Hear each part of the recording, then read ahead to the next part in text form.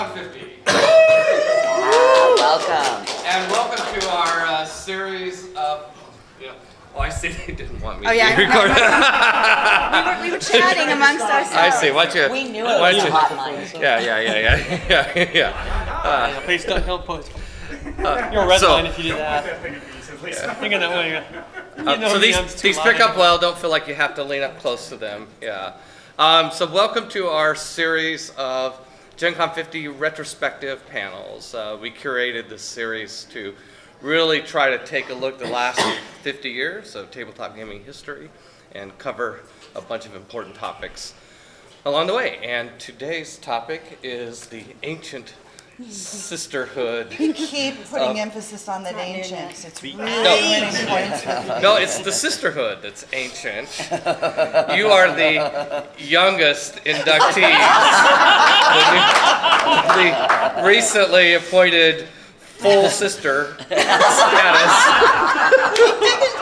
Full sister, Full sister. Yeah, I apologize now for all the inevitable inappropriate comments I will make unintentionally through this. Okay, so thank you for coming. This is not a women in gaming panel. This panel is a panel that, yes, subtly recognizes the important contributions of women in the gaming history, not by talking about women's issues, but by talking about the women and what they've done in gaming history. To me, I think that's a more interesting way to acknowledge the wonderful efforts of this alumni. I always see Beverly editing me in her head. Alumni. Thank you. So, if we could start with Beverly, if you ladies would like to introduce yourselves and kind of recap your history in tabletop gaming. Okay. That would be fantastic. I'm Beverly Marshall Saling. My history in tabletop gaming starts with Peter and the gang at Wizards of the Coast, where I was the original executive editor and also the editor for Magic the Gathering and pretty much everything for a while there. After I left Wizards, shortly after the Hasbro purchase, and I've been doing a lot of freelance work after that for Hidden City and Hostile Work Environment, and I did some stuff for White Wolf and just general freelancing around since then. I am Nicole Lindroos. I am the general manager of Green Ronin Publishing, and I got started in 1989 with a little company called Lion Rampant. They had a single product, Ars Magica or Ars Magica, depending, doesn't matter. And Lisa and I were there at the same time. We were part of the Minnesota contingent that went down to Georgia and eventually merged with White Wolf magazine. That spawned Vampire the Masquerade and the World of Darkness. And then I went back to Minnesota, worked for Atlas Games for a while, started a magazine, freelanced for FASA and Wizards and a bunch of places. And then in 2000, my husband and I started Green Ronin together, and that's what I've been doing since then. Hi, I'm Lisa Stevens. I actually worked with every single person on this Yeah. That's kind of cool. So Nicole, I was back there with Nicole a little earlier, a couple years earlier, but started Lion Rampant in '87 with Mark Reinhagen and Jonathan Tweet, and then merged with White Wolf. Peter talked me into going to Seattle to help start Wizards of the Coast, and was there for all the Primal Order and Teleslanta and Magic the Gathering and all that stuff, and game stores and Star Wars and. But what have you done since then? And then I started some little company called Paizo in 2002. We've had a couple little hits and stuff. We usually with Finder in the name. Anyway, it's been a blast being in this industry, and it's been a long haul, but a very fun one. My name is Adrian Swartout, and I started in the industry in the mid 90s. I can never remember if it was 94 or 95. With Wizards of the Coast, and I worked at Wizards of the Coast in merchant relations, in distribution sales, in national account sales, in event marketing, and event management. And then I left after we were acquired by Hasbro. I think we all did. I think we all did. There might be a theme there. And took a few years off, and then in 2005, Peter called me. Peter and I have been very good friends for a long time. And he said, you know, I bought Gen Con, and I always told you if I had a sales and marketing job open that you would be the person I would want in it, so you need to move back to Seattle and come work for me at Gen Con. So I said, well, okay, and I was living in the Bay Area, which in the east side is sunny and warm and wonderful. So I said, I'll do it, but it's going to cost you a lot of money. And I've been with Gen Con for the first 2 years, just doing sales and marketing.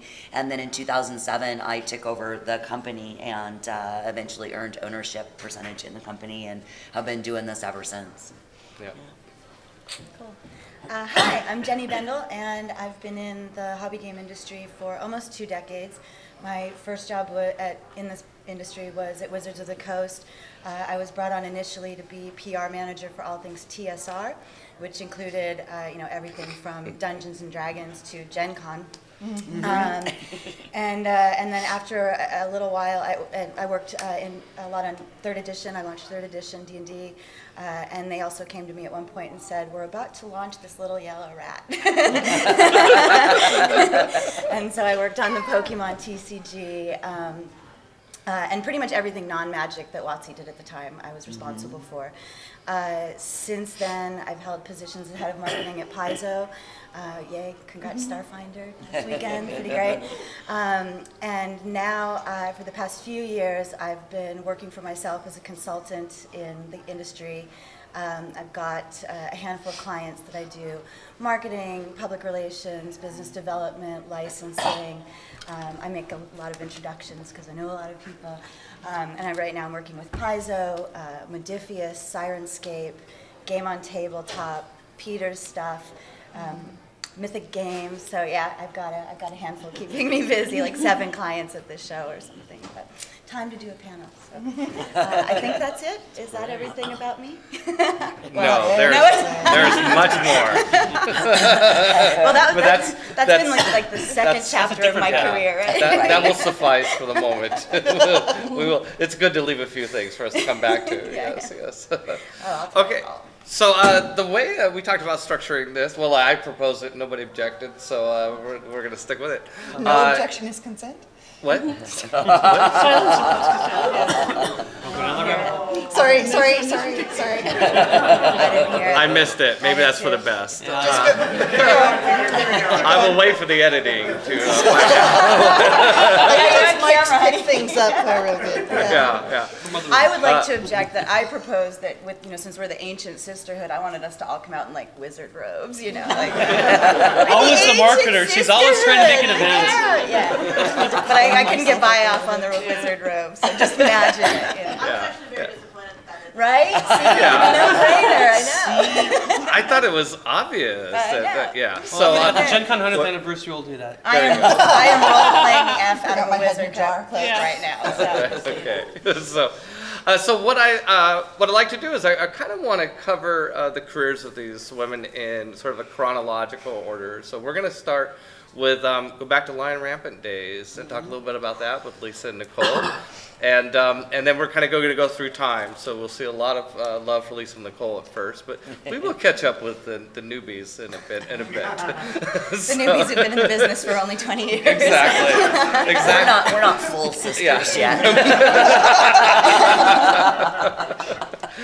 Are you? So let's tie back to Gen Con. What was Lion Rampant first Gen Con, and what were you? Was that just you weren't there yet? Probably not. The first year that I was with the company that they went to Gen Con, they left me home to check the P.O. box because we got actual mail and faxes and things. Someone has to stay behind to check the There's still this bitter resentment on that. All these years. It wasn't my decision. I just remember that that's what I was doing. But that is the And best it's a Gen thing Con you story so far in this panel. I mean, okay, so Lisa, So first line ramp at Gen Con. first line ramp at Gen Con, 1987. Okay. We had just come out with a thing called Whimsy cards. Okay. And Whimsy cards were basically a set of cards you'd use with your role-playing game, and they would give you a thing like, I'm trying to Unexpected opportunity. unexpected opportunity or misheard dream or I don't know, Yeah, whatever it was. stuff like that. It was all this stuff that you would just kind of give you an idea, and you could basically, you would have these things like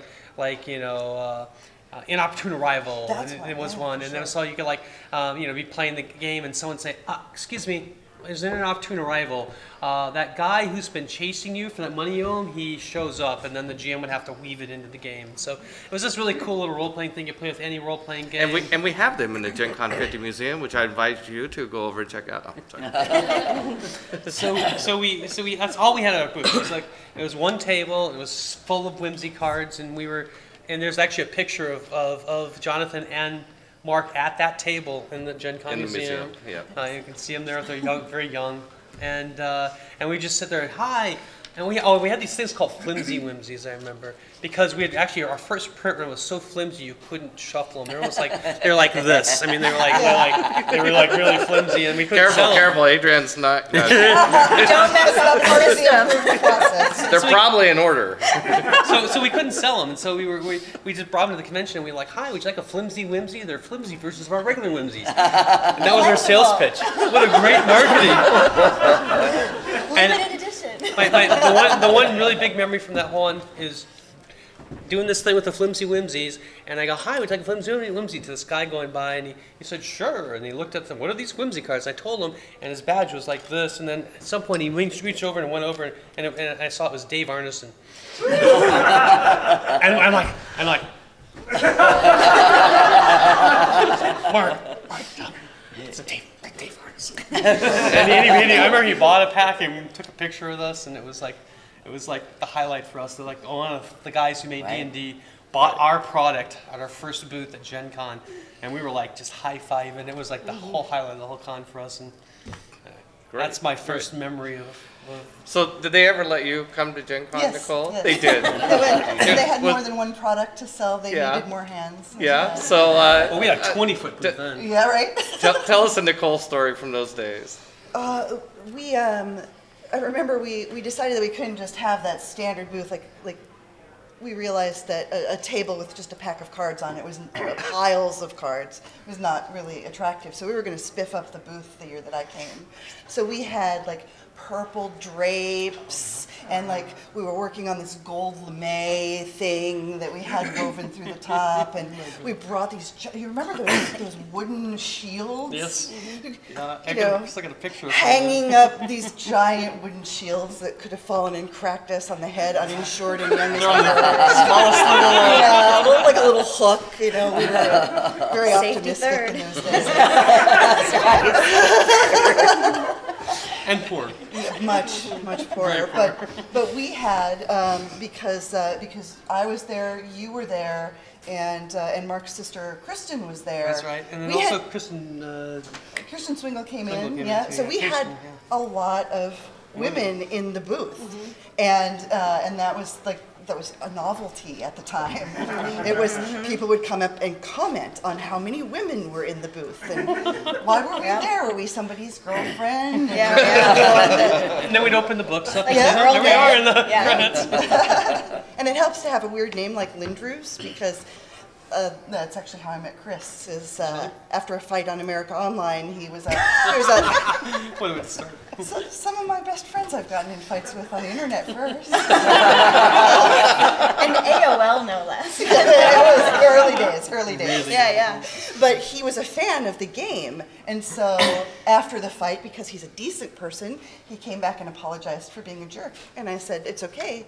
I was on your side of the argument. I just don't want you having your argument in my room. And so he was like, oh, now, you wouldn't happen to be the Nicole Lindroos that's in my Ars Magica book, would you? Yes, I am that very one. Excellent, excellent. And the rest was history. So let's. Well, it's not the history of my marriage panel, so we don't know how it all came together. Wait, but when is that panel? I need to. Seriously. Invitation only, Lisa. So take us into the White Wolf days now, because you, but stop short of your departures of White Wolf, so we'll come back to that. So, whichever one of you wants to. I guess It was I your can start. fault. I know it's all my fault. So Lion Rampant is, you got to understand, Lion Rampant was basically a bunch of college kids, that were decided they could make a role playing game better than D&D, and I turned 21 that first year at White Yeah. Wolf. Just there you go. to tell you how I was kid the we oldster were. there. I Yeah, think you I were was 23 Right, or yeah, something. exactly. But anyway, super young. so just to tell you how college we were, the first sale we ever made was to the college bookstore of our first Ars Magica book, and we took the money and bought a keg. Literally true. As you do. So what'd you do? So anyway, so we're kind of stumbling through this. Jonathan left. He decided to go get a real job in He was finance selling or insurance something. or I don't know. Something. We just dismissed him, pushed him off the side. Mark was running it, but we didn't have any money because we started the company actually Jonathan's inheritance from his grandmother. That's the money we had to start the company, and this is back when like a Macintosh computer was $20,000 oh worth of yeah, investment. something like too. that. Yeah, and then we had went to floppy drive. I remember we had to Yeah. flop in and out. We have one of those in the museum too, by the way. Probably mine. Anyway, so we get this investor, brings us down to Georgia. We won't mention his name, but he had ferrets. And Yes, and it's actually a funny Gen Con story at this. So we get down there and he's giving us all this money to make new products, and he buys a house for us to live in, and it's a really nice house. It was. But we're all living in the same house. So the whole company's living in the house like a commune. It's this lovely, suburban area in Georgia, and they called the cops on us I thought we were drug suddenly this group of young people were in this very nice house, and the lights were on all the time. They didn't, they were just this, and our investor drove up in a like a beat up Datsun pickup with his name on one door and like hand stenciled on one door and his wife's on the other. Like we did look pretty sketchy. So we get down there, and we get all these products in the Yeah. product line. We put the challenge card game out and a bunch of role-playing products for Ars Magica. And we went to Gen Con. We had this really awesome Gen Con. And we come back, and we have an eviction notice Yes. waiting for us after we get back from Gen Con. And literally, it was like, what the hell are we going to do? And Mark's like, that's it, I'm going back to Minnesota. And I'm like, we can't do it. We have all this stuff going. We actually are being successful, right? We're releasing products, they're doing well, but we kind of overstepped what we could really do, and we didn't really have much money. And so Mark's like, I just can't deal with this. And so I said, well, give me a chance to make a plan. So I came up with this crazy idea. We had been friends with the guys from White Wolf magazine, Stuart Wick and Steve Wick, and Stuart ran the company, and he ran it really, really like methodically and just very detailed. He wouldn't let it get into debt. So he had great credit rating. And I was like, well, we're actually at the point now where we're selling enough product where if we came out with a new product, it would in the first month it'd make back the money we made. And then we would just sell backstock and make more profits. Didn't Stuart have to co-sign so that Mark could open a company checking account? That's coming later. I'll let you tell that. I'll let you tell that story. But so I didn't mean to interrupt. so it's like, but that's a good one. I come up with this plan, and I get Mark and Stuart to go up to the top of Stone Mountain, overlooking Atlanta, and I lay out my plan. And I was trying to find this for the museum, and somewhere I know I have a printout of that plan. But it basically said, look, we're gonna Save it for Gen Con 75. yeah, or 100 or something. But anyway, so the plan was to basically stop paying the bills for Lion Rampant, or just pay them off on a schedule with the printers, but all the new products come out under a new company called White Wolf. And then we used Stuart, and we called it White Wolf because White Wolf magazine had the credit rating, and we figured people wouldn't know the difference between White Wolf and White Wolf magazine. and the printers wouldn't. See? And so The dark side of capitalism, my friend. but we were actually doing really well, and then actually on that trip to Gen Con is also where as we were like driving through the middle of the night, bleary-eyed, on a basically nonstop drive, we came up with the idea for Vampire Masquerade, and so we knew this. We were excited about this game, and so basically it's like, look, we got Vampire coming up. We're excited about this idea. Let's do this plan, and then somehow I convinced them to do it, and so I wrote up the contract. Me, the lawyer, right now. Really one-page contract. Systems integrator already. Yeah. I merged 2 companies. Supposedly that contract got used sometime in the future. Anyway, funny story. But yeah, so I write this contract, merge the companies, they sign them, and then you can tell the story. That's okay, no, I It's think they get the point. But actually, they literally go to open a bank account, and they find out that Mark has such horrible credit rating that they can't open the bank account. Because Mark was he just spent everything. So. He's smart. And then he's signing the documents, and they're looking at his driver's license, and they're like, this signature doesn't look anything like this signature. Like they thought we were pretty sketchy. That was a common theme. Then we got a new place in Stone Mountain, and that was kind of nice in the kudzu area. So Nicole, why don't you want to add something to the White Wolf Days story? This is what could get interesting. So many inappropriate stories I could tell. Yes, please. Boy, look at the time. Yeah.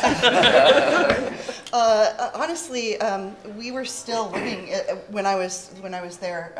We were at the point. I remember when we could see that Vampire was going to hit. Mm-hmm. It was tantalizingly close. Distributor orders were coming in, and we were counting them up. And if they actually paid us for all of that, we would have money. We could do a reprint, and it was going to be very exciting. I'm not sure how much you were getting paid. I was getting paid $100 a week. Yeah.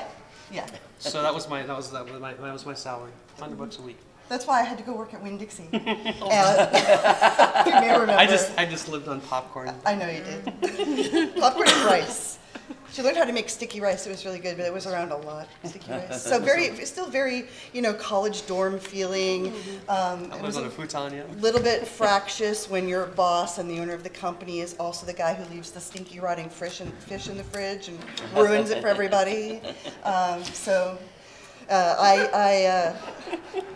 I found a place to live that wasn't the basement, and I cut myself back to only one part-time job, in addition to working the Lion Rampant stuff. You're doing art direction at the graphic I was design, doing art everything. direction. Yes, I was. So what would happen? Here's a Vampire. We've got to get it for Gen Con. It's got to go today. By 4 o'clock, the FedEx guy is coming, and Nicole, you have to finish this layout.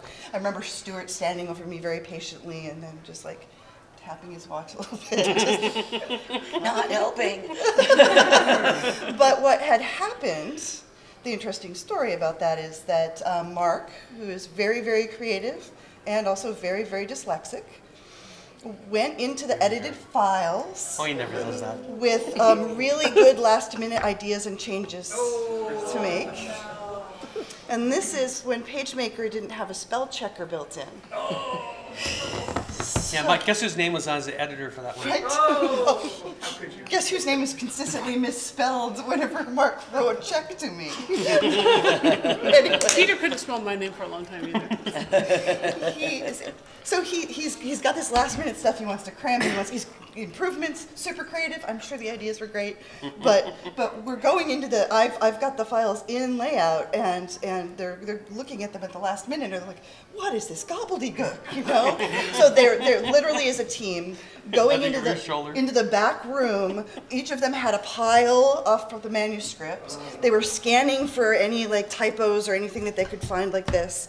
They'd highlight the ones that needed to be changed. Then they'd come out. They'd give me the single page that had to be corrected, and then I would go in, I would make sure that I changed the spelling, and then when it all cascaded the layout and everything, I would just have to read. And the screen's like this big. So a little Mac computer with a screen like that. Didn't have a scanner, but I was trying to do FTO stuff. like wraps, because I saw that was pretty fancy, and I figured we could do that. So I would print out a page of the manuscript, and I would have a photocopy of the art, and I would put them on a light table, and I'd use like a pen to kind of rough out where, and then I would go in and physically like move the lines. So I had done all of that work. I could see some people have like some idea of what was involved there, but we got it out. We got it out. Like literally running to the door and going, no, wait, it's 1 second. We just got to seal the box. I swear. Wow. And it made it to Gen Con, and that's actually when... made the Origins. Oh, it did, yeah, It that's made right. the Origins that year. It's a Gen Con panel. In Baltimore. Oh, sorry. That's okay. We like Origins. We used to run Origins actually for many years. I did Anyway, the so, Origins. so we made it, and that really changed all of our futures. Yes. Never mind. Like you.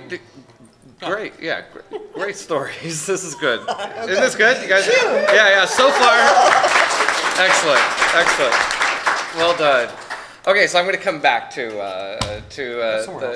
your post-White Wolf careers, but in parallel, Yes, while yes. you were going chasing the FedEx man, or approximately within a year or so, Really close, Beverly and I and others had started Wizards of the Coast, and we're working on Primal Order, and here's a blank slate for you to draw on there.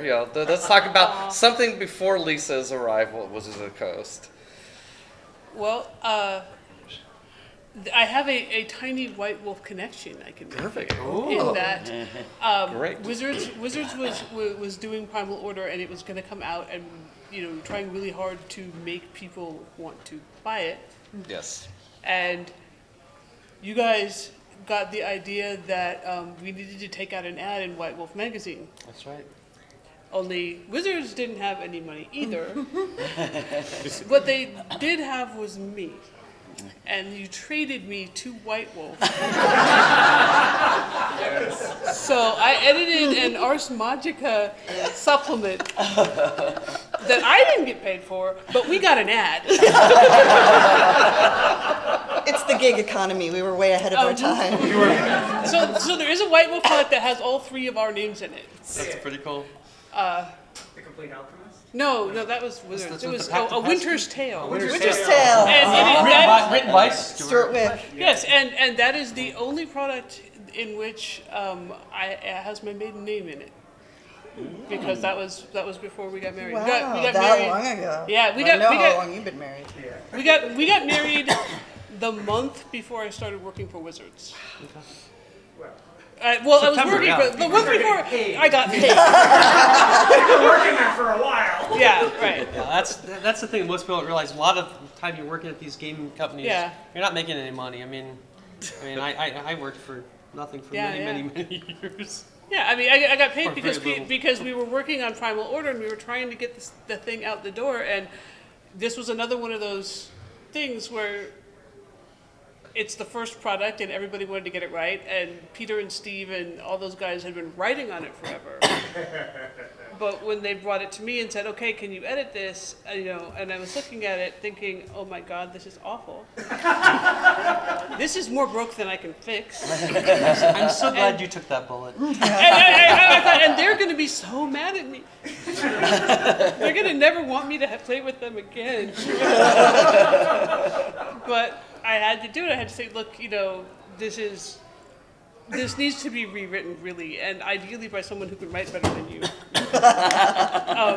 But here's all the really basic stuff that needs to be done with it, and when like this chapter really should be someplace completely different, and this whole section doesn't mean anything unless you already have this section, and nobody is going to know what you're talking about with that, and just a whole bunch of different things. And I said, look, I know this is hard and you don't want to hear it, but it if you want to compete in the marketplace with all these other games, you're going to have to be more professional than that. And Editors have the really hard job. They don't get a lot of credit for the things they fix. well, and I wasn't even at fixing. I was just at, you need to grow this some more. Then bring it back. Bring it back. It was good ideas, but not great presentation. Yeah, exactly. And I honestly thought they were never going to talk to me again. Yeah. I really did. I thought you guys were just going to be really mad at me and what does she know and all that kind of stuff. So. Well, you proved what you do. It was we did have to wrestle with our own egos to accept it, and but it was what Vince years later would call the authority of knowledge. Yeah, wow. It's like so we went back and did our work. We pushed Primal Order. Primal Order, if you don't know, is the first product ever published by Wizards of the Coast, a role-playing supplement for using mythology. Actually, that's not true. You had that one thing you published at a convention at one time. Oh, well, okay. So after we legally formed, yes. Back when you were that scrappy little company that we met at Gamma, and those guys seem so nice. I hope it works out for them. Yeah. So that was our it was a role playing product. So well, and getting Primal Order out was like It was huge. an incredible long time doing it because they wrote a bunch of stuff before they invited to me, and then I made them rewrite the whole thing, and then they ended up bringing in more people to help them rewrite the whole thing, and then they were showing it to people like Ken Ralston and Nigel Findlay and getting their opinions on it and rewriting it some more, and then they brought it back to me and like, okay, this I can fix. Yeah. But it was still taking a really long time to do that, and they were coming up with new ideas and changes and things they wanted to put differently, and then we'd rewrite it and we'd relay out, and by the end of it, me and Dave Howell, who was the typesetter for this thing, moved into Peter's and basement. a co-author.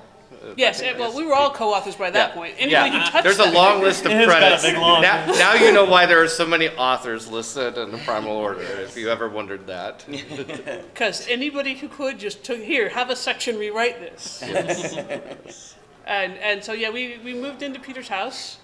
And we're basically doing the same thing where there was how one. You did. There was one extra bedroom, and Dave and I traded off using it because he sleeps weird hours, and so I would be awake and edit, and then I'd hand pages to Dave and go to sleep, and then Dave would stay up and make all the changes and typeset and do all the cascades. We had a single computer that people shared, so it would be like I'm on I was computer not doing shift for. I was not doing this on a computer because we did not have enough computer. I was doing this with a red pencil on a piece of paper. That's an important point. And I was determined to finish the book before I ran out of red pencil. Yeah, so basically I had a sharp point and the little metal thing where the eraser used to be, and I had to stick a tack into the end of it, a push pin, in order to be able to hold onto it enough to get it to write. But I finished it. See? And she kept the dang pages in case anything was ever wrong. That you should go. It's in there. You just didn't put it. I remember that. Oh yeah, and then this whole time it's basically you'd work until you couldn't stay awake any longer, and then and that's when I'd tap off and trade Dave, and then he'd do the same thing. And I developed a 12-pack of Diet Pepsi a day habit. Oh yeah. well, and Peter brought in George Lowe to feed us. Yes. Oh yeah, we'd go salmon fishing in the morning. Remember that? We'd go salmon fishing and then feed everybody fresh salmon. I didn't even know what I was eating. It was just I'm working in his. George says, "Here, you eat this." I'm okay. And then at the end of it, Rick would come down every now and then to try to have husbandly visits, and it would mostly consist if he comes down and kisses me on the forehead, and I say, "I like you, bye." But and then as soon as it was over, he took me home and put me to bed, and I was sick for like 2 weeks. Oh. But awesome. But it got done, and it was actually I'm still actually pretty proud of it. Me too. How long did it take you Yeah. end to end? I don't even. From the first. 2 years. It was 2 years. Yeah, it was 2 years to write. And it was a lot of rewrites. It was just, but we didn't know what we were doing. It's okay, I mean, it's our first product, and we thought we'd do it in a year. Turned out it took 2. All right. I remember when I first, found, was introduced to Peter and stuff. They had all these ideas of what they want to do, and I remember it was kind of like. I hate to tell you this, but crap. This one's got promise. And I was like, right all over it. It was the one I was like, it's like, sorry, I hate to tell you that, but these other ones just aren't going to sell. This one, interesting idea. And so. All right, so let's go forward a few years. Wizards, we're going to come back to your tales. So we're going to go ahead of you women, and we're going to come. You'll catch us up later. So I want to go to the mid-1990s. Beverly's still with Wizards of the Coast. And We're the mid-90s crew. Yeah. And so, Adrian, why don't you tell us about how you got into tabletop gaming industry, Wizards of the Coast, and kind of what you were doing there for a bit. So I had been working for my early 20s in retail, and had been a general manager for a chain of card and gift stores, and then a buyer and merchandising, and kind of that whole experience from that storefront and staffing and channels and distributions between a small company. And I was kind of bored with it. I tend to do things for about 5 years, and I'm like, okay. We kept you for 12. I know. Well, it was a little complicated for a while there. So, I was talking to one of the women that I worked with, and I said, I'm going to leave. I gave Kelly my notice for a month, but I have no idea what I'm going to go do. And she said, my boyfriend works at this company called Wizards of the Coast, and they're looking for somebody in their merchant customer service department, and it's kind of a cool company. They make this game called Magic, and she told me about it, and I'm like, that's stupid. That was the usual first reaction. Wait, really, right? But I was like, well, it kind of sounds interesting, the company-wise and anything. And then she had said that they also do like the role-playing game and all of that. And I was like, oh, okay. And I played D&D when I was younger with my cousins, but I don't know that I would have ever called myself, nor do I really think that I'm a gamer. I like to play games, but it's just certainly not the type of passion that like you have for it. So I went in and interviewed for it, and I got the job, and within a few months of being in that department, I was like, oh my God, these kids don't know anything. They don't know what they're doing. And I'm not sure I knew what I was doing either, but I just like to get stuff done, and I like sequencing, and I'm like, this is inefficient, and let's sort this out. So they put me in charge of the department within like 3 months. And then, we'd be on the phones with retailers and helping them try to get product or not, because we allocated Magic at the time. Yeah. I got to play Magic, and I was like, okay, this isn't stupid. This is kind of cool. It's a little too complex strategy for me to get deep into, but I can totally see why people love it, and the story and the art and all of those things. I was like, all right, this is a cool thing. And then I think somebody in the sales department was like, you're really good with people, so we think that you should come over to the sales department. So then they gave me all the distribution accounts that nobody wanted. Like the guys that were the jobbers, the guys that were... I know. And I was supposed to clean them up. I was supposed to figure out who was selling Magic under the table on the side and on the black market. And so I did that and got kind of that whole piece of the business tight and solid. And then they were like, you're really good with people. So they had me move over to national account sales, where I had the book channel. And so Barnes & Noble, Borders, Books A Million, all of that. And kind of built out that channel. Now this whole entire time, I'm going to Origins and Gen Con and helping set up the booth, because retail background, merchandising, how you count your cash. I mean, just throw all the money in a bag and carry it up to somebody's room, and I'm like, oh my God. This is not how you do this. What? No. Tips for opening a checking account? But it's Oh my tradition. No, I think one Gen Con I walked up to Kathy's room and her friend Barb is sitting on the bed sleeping and it's just all the money from the booth. Oh my God, no. Here, I'll take care of this.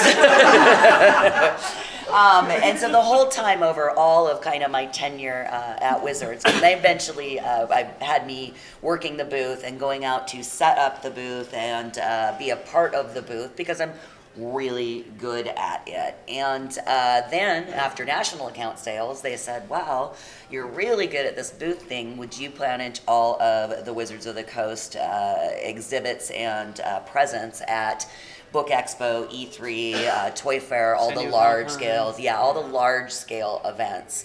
I did that, and then we had Gen Con under our umbrella when we bought TSR, and so I would do the Wizards of the Coast booth for Gen Con once we owned it. So that crazy booth with all the stuff. So it's kind of And it ties in. I always like the story of when we met. I'm sure we had met casually in the hallways or something here or there, but my first memory of Adrienne, because she's so tall and strong. I mean, Adrienne has a lot of charisma. She's someone who, walks into a room and people notice. And in her confidence, it's very inspiring. And I remember walking up towards the Wizards booth, and it was during the days when everybody was expected to show up at the booth, and there's a company rule. I don't care what your rank is, even if you're Rick Aarons, you're supposed to be at the booth helping. You're supposed to be helping with teardown at the booth at the end of the show and putting some hours in. So I'm up there, and I see her across the convention floor, and I just see this tall woman and wife beater telling people what to do. You do this, you do that, and it's like, okay, this is a really powerful person who really is running a great ship there. So, yeah, that's one of those nice memories. Yeah, no, that was fun. That was exactly it, though. You kind of sit around, and I think my first Origins or first Gen Con, and, I was like, well, I'm not in charge of the booth, and I don't, and then everybody's kind of like, we need to box this stuff up and pack it up, and everybody's kind of like, I was like, oh, for heaven's sakes, okay. How much trouble have I gotten in over the years? Because I was like, I'm just going to do it myself. Well, yeah, we were sitting around Do you waiting really for not somebody understand to how this make works? a decision or do something, and I'm like, fine, I can make a decision. You over there, box that, that's get right. this in here, pull this And out. then all of a sudden you're in charge. Which is funny because there's a similar sort of story coming out of everybody up here. It's like there was a problem that needed fixing. There was something that I had that I could contribute that nobody else had, or I just know how to jump in and pick shit up and get it done, right? And everybody's So nice transition. No. It's your turn. See how I did that? That's why I'm Yeah. a PR person. Well, No, are you done? No, it's fine. Okay, what do you want Yeah. now? well, there has been kind of a theme here, Jenny. How did you get into tabletop games, Wizards, Gen Con? I think I remember Gen Con story or two. Probably. I don't know. Memory is hard. I came into the industry almost entirely unqualified, though, because I came into it not as a hobby gamer.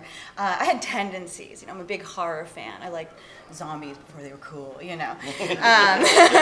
I'll beat any y'all at Risk. But I didn't play D&D. I didn't play Magic. The night before, I had been working in the music industry since shortly out of high school. I fell into a job at a record label, so I was working for Guns N' Roses before I was 21 years old.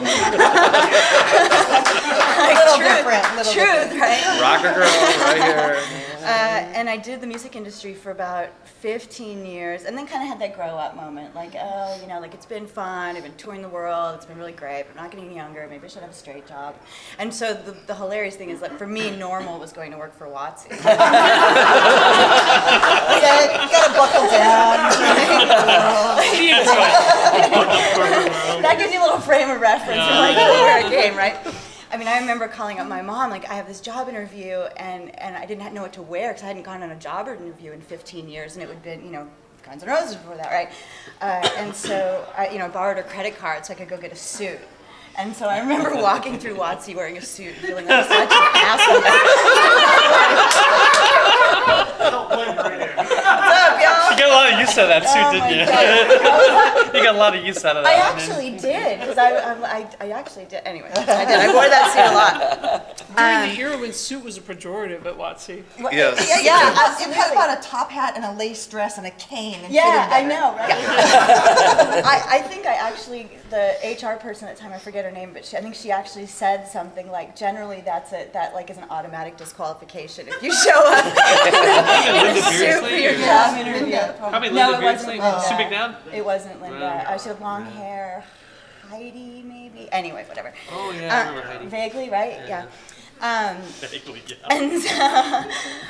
And so I went in, and I actually had to go through 5 interviews at WotC before they finally decided to take a chance, because they were like, I don't know, like this rock girl, and what do you know about it? And da, da, da. I'm like, I've been working with metal bands. You think I don't understand Dungeons and Dragons? Are you kidding me? Sure. Like Slayer, heard of it? Okay. So I got in at WotC that way. And again, I was hired initially to be the TSR PR manager. That was my first title. And so I would go into meetings with, Lisa and Ryan and Jim Butler and all the old TSR gang, trying to fit in and try to figure it out. But it was cool. I mean, I got myself And into it. it was right at the beginning when we bought, right? I mean, you came in Yeah. right when we bought TSR, right? Exactly. Like it was still TSR. We hadn't switched over. Did the you ever go to brand. Lake Geneva or no? You didn't? I had That no, was I pretty didn't go awesome. to We moved it Geneva, up. Okay. but I did. I got handed every TSR thing, so it was D&D and everything else. But at that time, it was the magazine publishing division, the novel publishing division. It was Gen Con. It was Origin. So I mean, it was crash course and like. You better get caught up to speed on the gaming industry really quick. But it was cool. So, I played my first D&D game in a lunchtime weekly game, but I had people like Jonathan Tweed as my GM, It's pretty good that way. Yeah, right? It was Get it awesome. back in there But the somehow. night before my job interview, the first interview, I hadn't played Magic, and I had figured out that Magic was the big thing. And so I went into the Northgate WotC store, when Wizards had the retail stores. And I went into the one at Northgate, and I was like, hi, I have a job interview at this company tomorrow. What do I need to learn how to play so I can fake it well enough to get through my job interview? And they sold me Portal. They sold me Magic Portal, and I remember making my boyfriend at the time stay up with me until like 3 in the morning playing Magic, because we were having so much fun too. I'm like, shit, I have a job interview tomorrow. I gotta put this game to bed. And so that was, Little did you realize if you had no sleep, that actually you'd fit in better. oh yeah, exactly. I know. I'm sure I probably went in all loopy in my suit.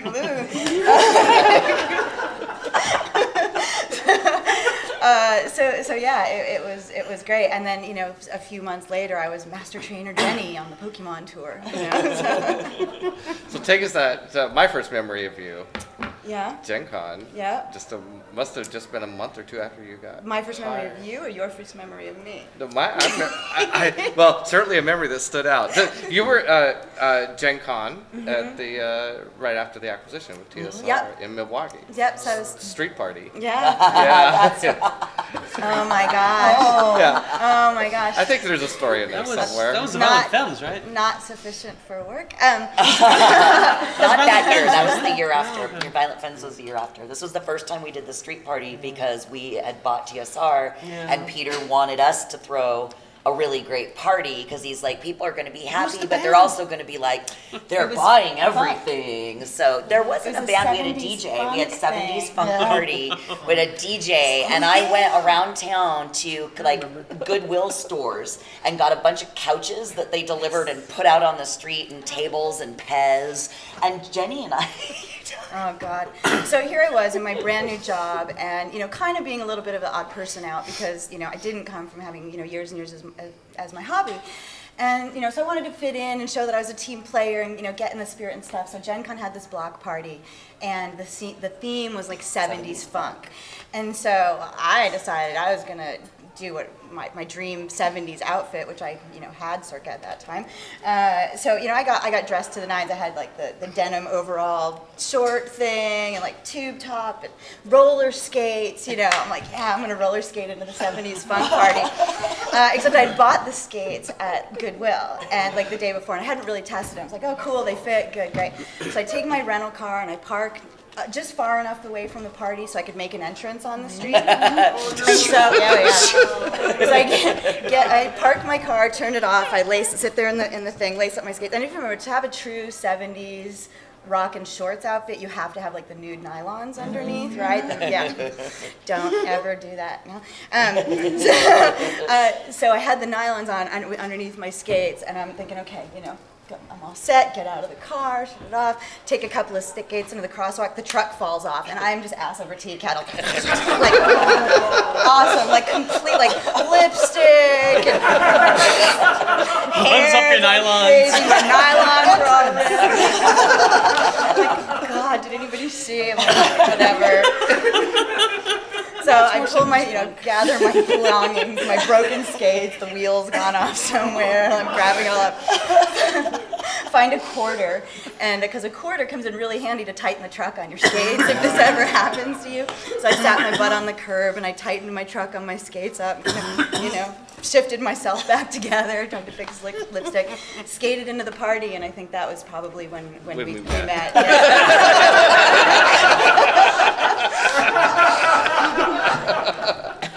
That was the story. And it was cool. And Peter and I ended up. I remember we ended up dancing, but it was more like my feet were like this on the skates, and he was like twirling me around. And I'm just thinking, don't give out on me now, trucks. Like, the CEO of the company swirling me around. I love you. Peter did like to dance back then. He still does. He was pretty, we went almost every night when I first moved out. Oh my God. It was, Okay, so let's go back, and you somehow ended up at Wizards. Me? I guess I Funny did. story.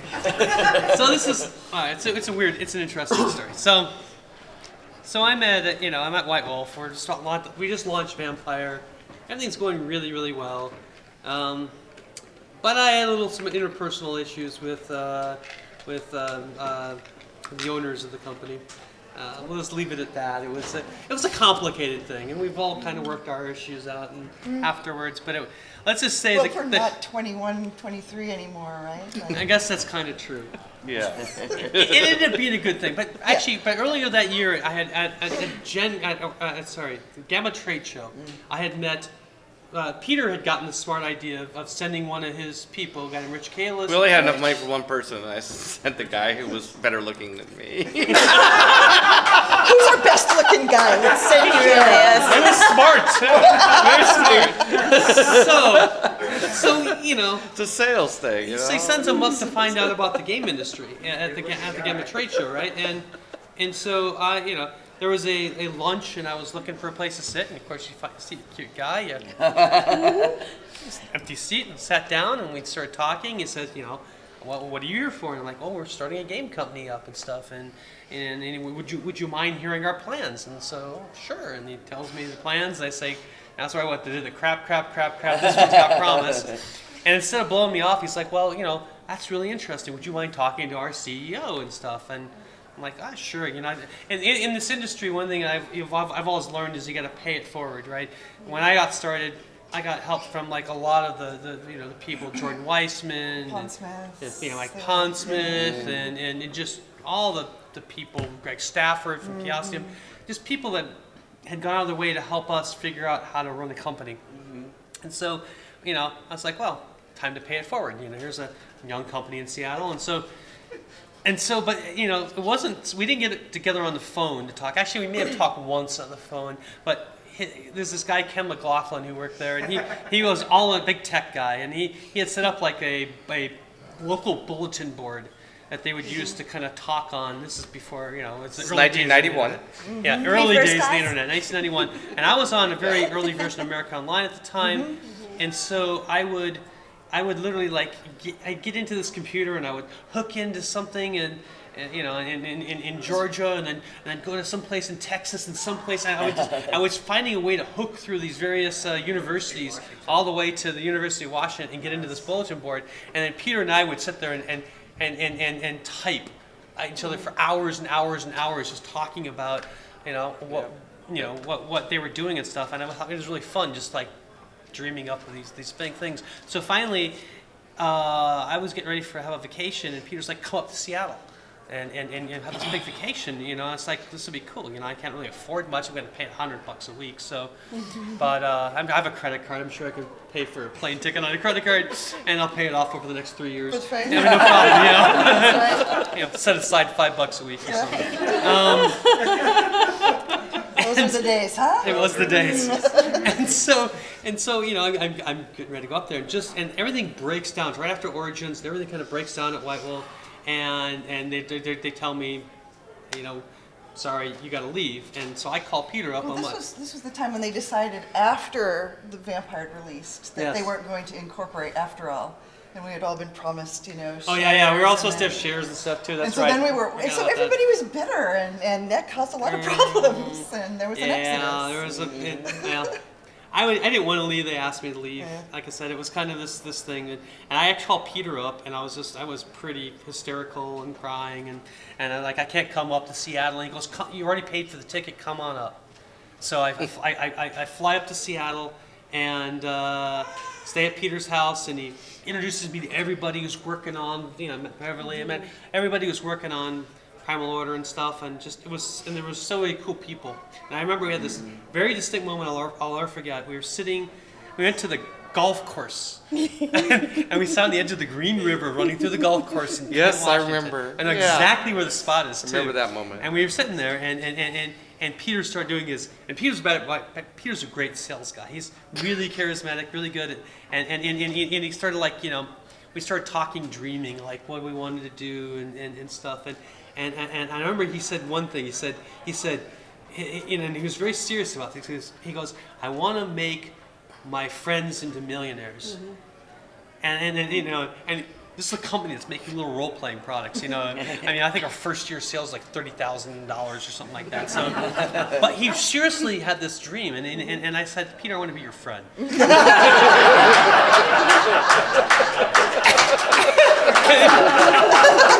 and so it was the money, and so then he convinced me to come up, and I got a big raise. I think I was getting paid $1,000 a month. So that was like a huge raise coming from down there. And I remember he flew down to Georgia. We packed all my belongings in the U-Haul, my dog. And Isa. And my dog Isa. Ripper. And I have a dog in my Chaldea film series. I named it after your dog. Oh, you're kidding. No. Oh, that's great. I used the Ripper name. Ripper, yeah. Yeah. That's what he called. We'd walk her as we were going. We drove across the United States in this U-Haul. We did. And In the summer. in the summertime. In and I a got cab sick. of a U-Haul with no air conditioning. She's sick. I The got dog's strep big throat on the and way home. shedding everywhere. And I'm driving. We don't have enough money for hotels. We're pulling over off of rest area stops. I remember once I got out and slept on the lawn. I just needed to get away from the sick woman and her dog. and laid on the grass, and that worked until the sprinklers came. So I'm dirty, covered in dog hair, climbing into the truck, wet. The halcyon days, really. I'd totally make her a millionaire after that, too. And I was so feverish. I was just like, and I come in and I see Peter come in, he's dripping wet, grass clippings on him. It was hilarious. But whenever we walked the dog, my dog was a husky, and she was really young, and she was just super angry. She wanted to pull. Super She pulled, energetic. and she wanted to run. And so Peter would be like, easy ripper, easy ripper. And then we'd be walking up these trails. We'd go down these trails, and people would be like, going to the side. It was hilarious. Well, we had set her up in the backyard in the That's right. the house. We gave her a run like on a clothesline, and we hooked one end of a lead, and she would run back and forth. That's where the kudzu got like trampled back. This is overwhelming kudzu, because of course we're not doing any lawn work. And then she remember that she escaped, and the entire White Wolf staff tried to catch her. And she's this little puppy, and she'd be like, oh, this is a fun game. This is the best game. All these big humans trying to catch me, and we'd be like, oh, listen there. And she'd be running, the tail wagging. Did someone play football there? Are we all nerds? Is it fair to say Isa is also a full sister then? Yeah. She's a full sister. Okay, Nicole. Yes, sir. Yeah. Is it White Wolf to now? Pick something in there. Preferably with the word green running in it. Okay. Yeah. Well, so after I alluded to it when we were talking. I just flat out said. I mean, it's being Alluded recorded. sounds better. Nicole, you are not known for alluding. I am not. We had been working. I had been working there for like 18 months in Georgia. I picked up on 30 days' notice, drove across the country, quit my job, and went down. And by the time I got there, they were like, "Okay, so the money is complicated. You have to get a job." Very I complicated. was like, "Wait, but I just quit a job that." So after like all the hard work and after the computer sharing and the living in the same house and stuff. To be sat down and told that the two partners had decided that they're going to remain partners, and this whole shares thing just wasn't going to happen. We were not the only ones affected by that, and pretty much everybody was like, "Well, that's some crap." So I called my friend John Nephew, who had been kind of half associated with the company. He was doing freelance work at the time in the early 90s, and he was running his own little game. That's how Atlas Games started. So I was like, "Hey John, I am unhappy down here. I'm thinking I'm going to come back to Northfields. Do you have anything that I could come and work at Atlas?" And he said, "Yes. My girlfriend is going to grad school, and I'm going to go off with her when she's ready to go. So I'd like to transition you into doing the operations for Atlas Games, and I am living in Mark Reinhagen's parents' house." Really? He was renting a rampant house. So he was like, "So you could move in here and have a place to live, and I'll only charge you $500 a month for rent on the unfinished basement." And do you remember the cave? I was living down there. Oh, God. I lived there, too, for a while. So I do the calculation, and I say, "Okay, I can come back. I'll work for John. He'll pay me $500. He'll pay me $400 a month. He's gonna pay me $100 a week. So I only need to get a part-time job to cover that last little bit of my rent." So I went back to working in the nursing home kitchen so that I could have breakfast and lunch there. I had it all worked out. So she could work in the game industry. These are So I could work in the game sacrifices industry. you made. You just get it done. Yep, you get it done. That's it. And it was during my time in Northfield that I met my husband, my now ex-husband, the father of my daughter, and he was going to grad school, so I moved with him to Vancouver, BC. We got married, had a beautiful daughter. He went to grad school, and I started hanging around with the people up there, like Nigel Findlay, where I started a magazine called Adventures Unlimited. We had 6 bi-monthly issues before we folded. And Magazine business is tough. and I asked Stuart for advice, and he was like, "My advice would be don't do it." And I said, I know, but I'm going to do it, so give me the other advice. And that was when Peter was offering investments in WotC. And well, he was like, Choice of hers. so he's like, so like, if you could put up $1,000, like you would have, the shares in the company, or you'd have, and I was like, I did this once before, and it really didn't work out. I don't know about this. Like I've got a baby now. I could set this money on fire, but it'd probably be irresponsible. I'm sure it's going to turn out to be nothing. Why would I need shares in Wizards of the Coast? By the way, my parents passed too, so.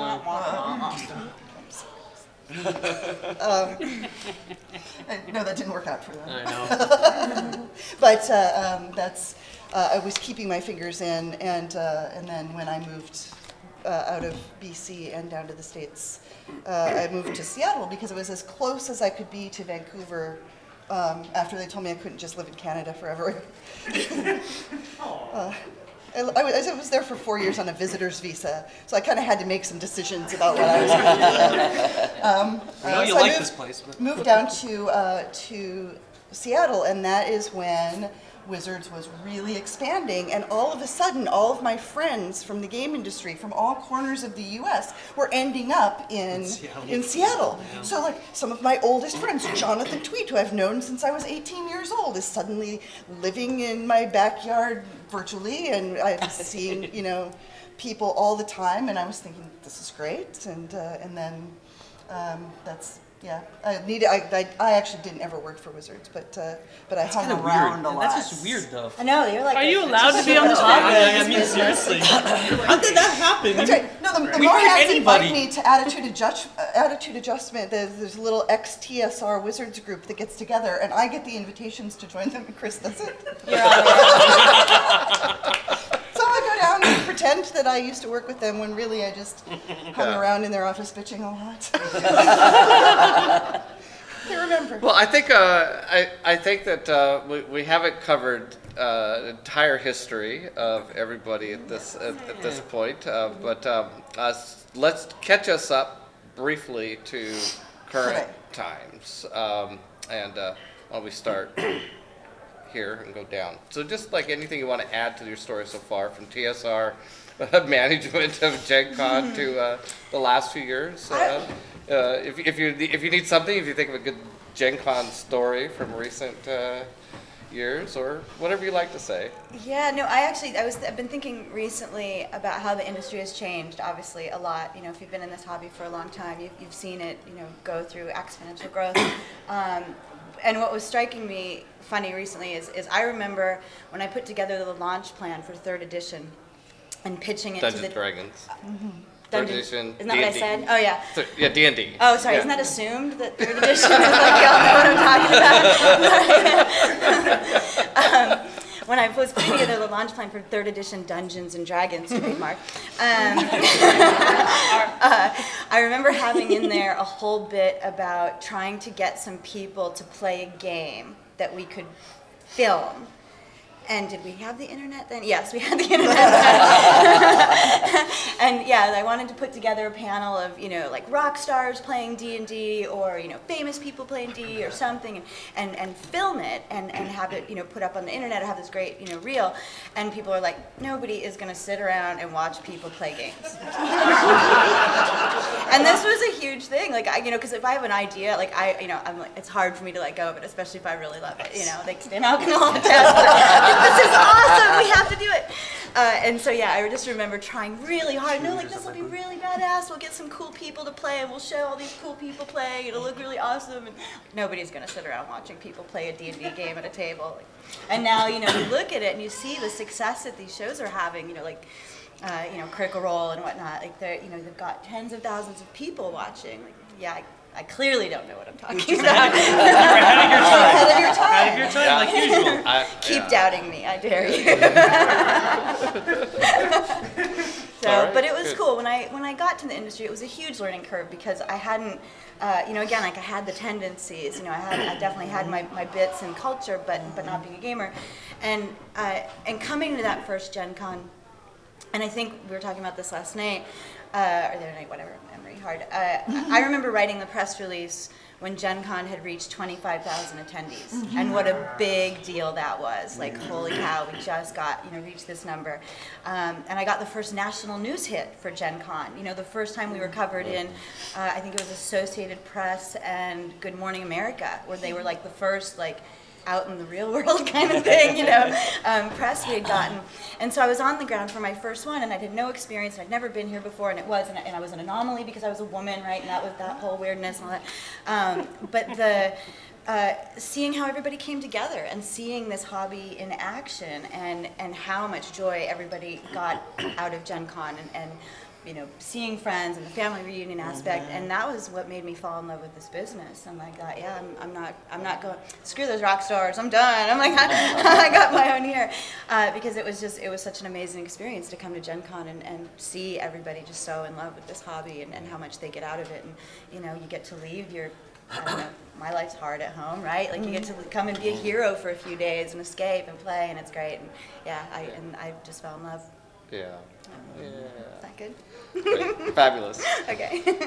Adrian, catch us up from Wizards to now. Well, coming back to Gen Con, when you came back up and Right. So I think that's where we left off. Yeah, you came up to Gen Con. I came up to Gen Con.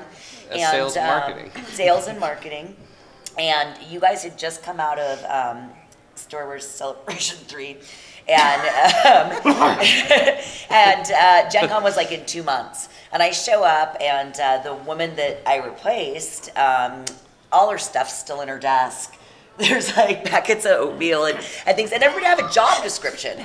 But I don't have like a what's been done. I'm trying to go through her files on the computer and figure out all these things and trying to make Gen Con happen for my role and dealing with these things. And I remember Johnny looks at me, it's like a month out from the show. She's like, hey girl, you haven't requested all the signage that we need yet. And I'm like, what? I was supposed to do your signage? Okay. So it made it through that first Gen Con, and it was amazing to be back in this industry because like you said, I mean, I'd been in here for 5 or 6 years in the 90s, and to be able to come back and see people who, in our 20s, we knew each other and we worked at different levels in companies, and to see people who had started their own company or who had moved to a different position or who were executives or who've been, in customer service, but now they were a game designer. It's just amazing to see all the same people, but at the different levels that they were. And so we made it through Gen Con and kind of just like always, I'm like, this doesn't work. We're going to do it this way, and went through it. And a couple years later, I had decided I didn't like it it wasn't structured enough with how we needed to work together for me. And I told Peter, I said, I can't do this. And he said, well, what are you going to go do? I said, I don't know. We're going to work through Gen Con. Let's find somebody really awesome to replace me because I don't know what's next. And then that's when he asked me if I wanted to run the company. And I was like, do you think I could? And he said, you are going to need to take a managerial accounting class. So I did. And then, we've just been rolling through here, inherited a company. We were a little over leveraged, right? We had, and then we had an unsuccessful licensed show, and we were just really in some deep financial trouble, and we had to tighten the belt. But what was really amazing about it was this core Gen Con show is such a great business, and to be able to take it and go from that just about 25,000 people and take and create this experience. And one of the things that's my favorite thing about Gen Con, even though I may not necessarily be a gamer, is I'm a fan. I have my things that I'm like incredible fandom, so I can relate. I know what it means to love a thing, and everybody that comes here loves this thing, whether you're on the exhibitor side, whether you are on the PR and representing clients type of side, or whether you are here as an attendee or you're running games. It means something really, really incredible to everybody, and it is, you have no idea how great it feels to get to be a part of like putting this canvas and this structure there so that everybody can kind of paint their stories and have their memories and their crazy Gen Cons, and people have met here and gotten married here. Babies have been conceived here. And all of these things, and so I don't know there's any one thing that kind of stands out over the years, just this wonderful sea of people that we all like this thing, and it's been such a privilege and an honor to kind of be the captain of this ship and have a great team of people that I work with that pull it off for me, right? Now I get to be like, Peter, I have a great idea, you guys go do this. All right, And thus is Lisa, now. your turn. Catch us up to today. I think. You know, so how do you tell Paizo in 2 minutes? Well, I'm going to say Well- one thing. So I actually have a panel tomorrow called Auntie Lisa's Story Hour, now 2 hours long, because 1 hour is never enough. It's later in the day tomorrow, 4 or 5 o'clock, something like that.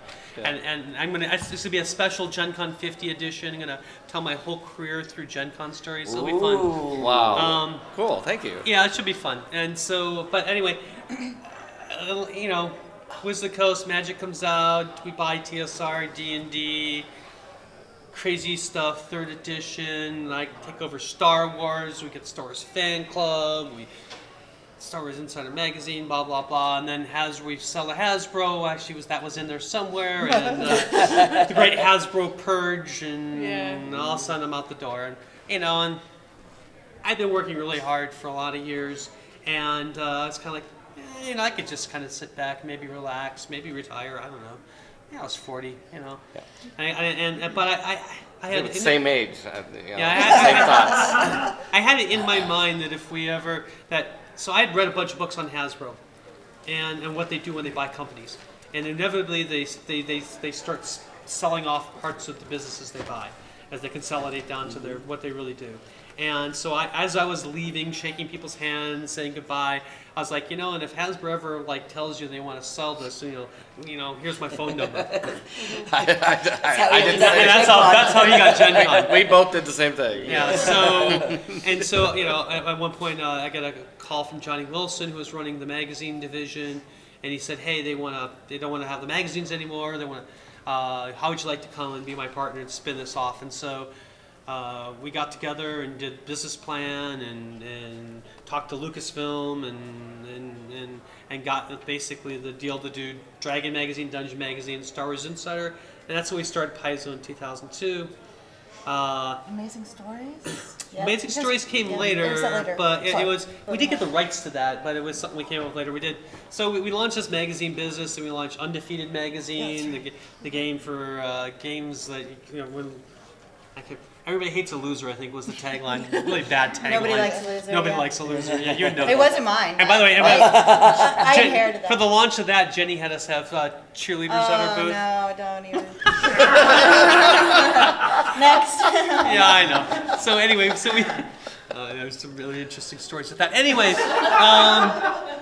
Auntie Lisa's Story Hour tomorrow. You can ask me that question. And so then, you know, we do all these magazines. We launch Amazing Stories, and the magazine business is the worst business in the world.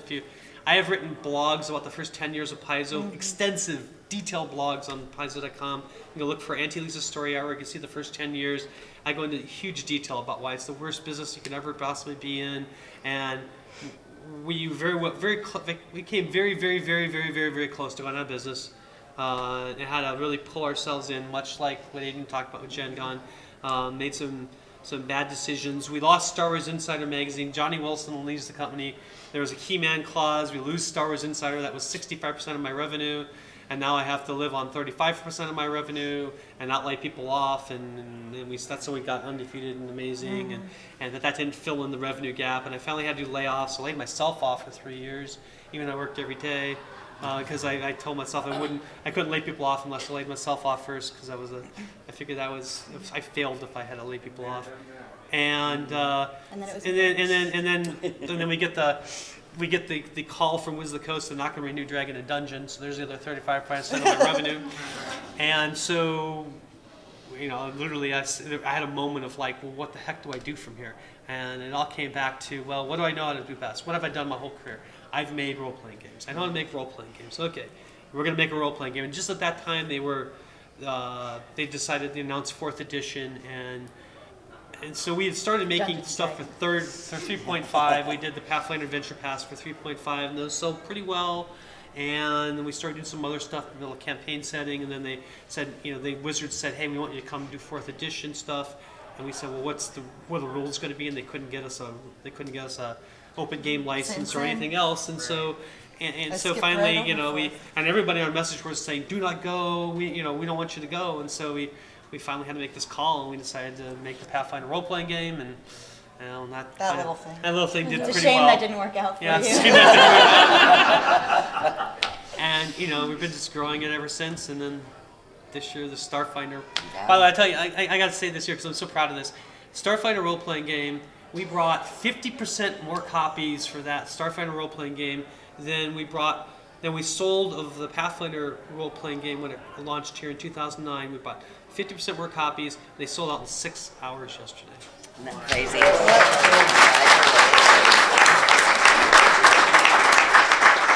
You can do this as long as I've been doing this, and yet you could still be just flummoxed by something like that happening, and just like all these numbers and all this data and years of experience, Yeah. and it just. Well, I think it's fair to say we're all rooting for you on this. The Scrappy Doo company. Yeah, we're still there. But Scrappy New Company. Anyway, it's been a crazy ride. Tomorrow, it's the Lanty Lisa's story. All right, Nicole, you've had a really interesting ride since where we left off. Yeah, well, so there was a point where I was kind of free floating and I didn't know what I was going to do either, and I was looking at becoming a rep at conventions for a bunch of my company friends who had little tiny companies and couldn't afford to go to all of the conventions, and so I did a little trial run of that with some people that I knew, and then. Another company started up, Wizards Attic started up, and they started to do it bigger and better and with more people. So, but that led me to. Is that with Woody? No, he spun his thing up as well. But that led me to meet James Ernest. James pursued me home from Dragon Con. that sounds bad. That doesn't sound creepy at all. We were both in Seattle, and he was very, very eager to try to get me to come and be his sales rep. But I came home like a day after he came home, and I came home to 12 messages of just calling back. I'm really serious about trying to get a hold of you to talk to you about. I needed a job. I had a baby, so I went to work there for 2 years, and during that time, Chris had joined Wizards and was working in miniatures, the Wizards miniatures team, and he wanted to just kind of dabble and keep his hand in role-playing games for fun. So he and I started the Green Ronine so that he could put out a beer and pretzels joke game called Orc. That came out at Origins, and that same year, 3rd edition launched, and there was this gentleman's agreement between some of the people involved to, understand in an effort to give support to the idea of having an open game license, that it didn't really need to actually firmly in place, and you could still release something with a logo on it, and Wizards wasn't going to come in and try to ruin your business. They really weren't. They really wanted you to take advantage of this. But people were so suspicious of that. They were just like, no, it's a trick somehow. They're trying to get us in a position where they can force us out of business. And so we released some 3rd edition stuff at Gen Con that year in 2000, right? That was 2000? Was that 2001? 2000 was the year 3rd edition came out. 2000. So okay. Was Death in Freeport? Yes. It's in the museum. It is, I know. In the museum, you should go see it. Lucas Oil Stadium. It's open 24 hours a day. That's the only time I'm going to see it is about 3 a.m. I think. Yeah. So Chris and I were that was going to be like he was going to dabble, and he was just going to have this little side thing. I would be running it while he was doing his day job with miniatures, and then we would tinker with it as a couple at night. But then it was the Hasbro purge. By 2002, he had gotten laid off along with like 50% of the people that he knew, and that allowed us to just roll into having him do that full time. And after the layoff, and that we've been doing it ever since. I remember you saying that you wanted to make games. You wanted to make gaming as big as the movies. Yes. Yeah. Or socially interactive games, integral part of global entertainment or something. Yes. There were so many ways that was framed. That was our Wizard of the Coast vision statement in the 90s. So when I was approached by Will Wheaton to do the Titan's Grave, he wanted to write a game. He wanted us to provide the system. It was going to be this, filmed campaign. He wanted to show people a progression in how it worked, and I got to be a part of that. So I was sitting behind the monitors, and I'm watching, you know, the 8 camera angles and stuff. And I thought of Peter while I was down there on that set, thinking, I think we're making games as big as the movies. I think this might be happening. Nice. That's great. So we left you off Yes. early in Wizards. So maybe you want to One last tell us semester. something in later in Wizards or something since then. Whatever. Honestly, my trajectory is going to be kind of anticlimactic here, because you know, the Wizards use all, once Magic hit, it's like giant blur. Yeah. Just, you know, do all the things and try to, you know,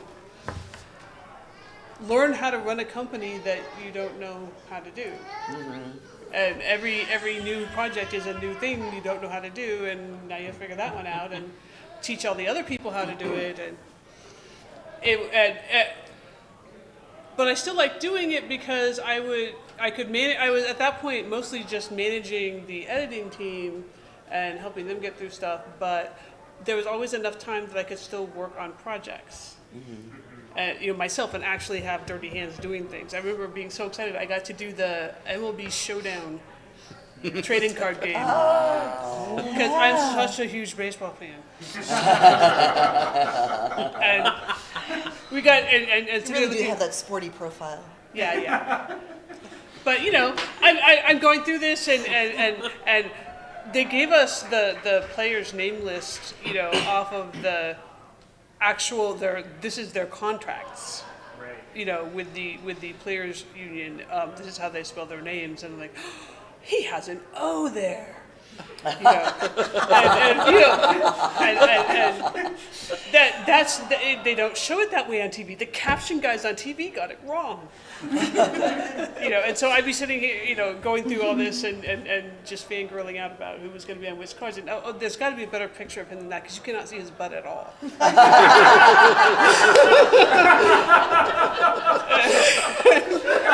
You know, True confessions. and I'm pretty sure that Tom Wiley did not appreciate that kind of commentary.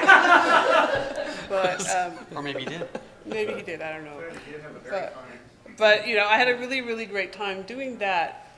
But once the Hasbro stuff came along, then there was this sort of, you know, Wizards had always had this layer of administrative stuff you have to do, and then Hasbro decided it wanted to do its administrative stuff you had to do. But that ended up being so much administrative stuff you had to do that I was still working the same number of hours but not getting to do any actual work on games, and it made me sad. So I thought, well, I have money.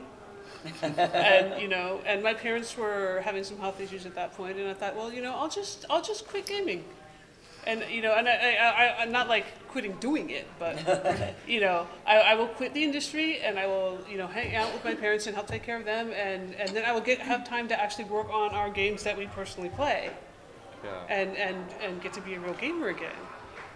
And so I've been trying to quit ever since. And Peter won't let me. Keep getting sucked back in. Yeah, he keeps bringing you back. He brings you back into the fold. 'Cause he started this company called Hidden City Games, and they called me up to work on their Clout product. Did you work on Belisara? Yeah, well, and then Belisara was great because they actually let me write stuff for it. I didn't just get to edit; I was actually writing stories and designing, you know, magic Pony horses. And I wrote most of a novel. And so that was really fun too. But I want to read that novel. just, you know, quit reading at chapter 9.